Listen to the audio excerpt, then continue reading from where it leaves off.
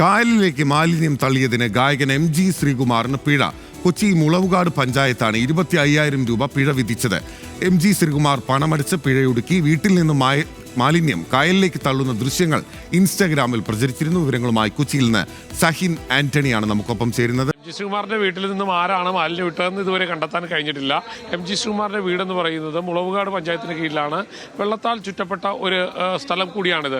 അവിടെ വിനോദസഞ്ചാരികളുടെ നിരവധി ബോട്ടുകൾ അതുവഴി കടന്നു പോകാറുമുണ്ട്. അങ്ങനെ ഒരു വിനോദസഞ്ചാരി അതുവഴി പോകുമ്പോൾ ഈ ദൃശ്യങ്ങൾ പകർത്തുകയായിരുന്നു. ഒരു വീട്ടിൽ നിന്നും മാലിന്യം കായലിലേക്ക് തള്ളുന്ന ദൃശ്യങ്ങളായിരുന്നു. അത് പിന്നീട് ഇൻസ്റ്റാഗ്രാം അടക്കമുള്ള നവമാധ്യമങ്ങളിൽ കാര്യമായി തന്നെ പ്രചരിക്കുകയും ചെയ്തു.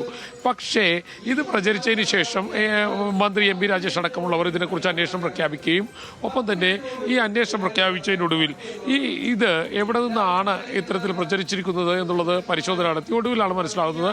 ഗായകൻ MG ശ്രീകുമാറിന്റെ വീട്ടിൽ നിന്നാണ് ഈ മാലിന്യം തള്ളിയിരിക്കുന്നതെന്ന് മനസ്സിലാക്കാൻ കഴിഞ്ഞു.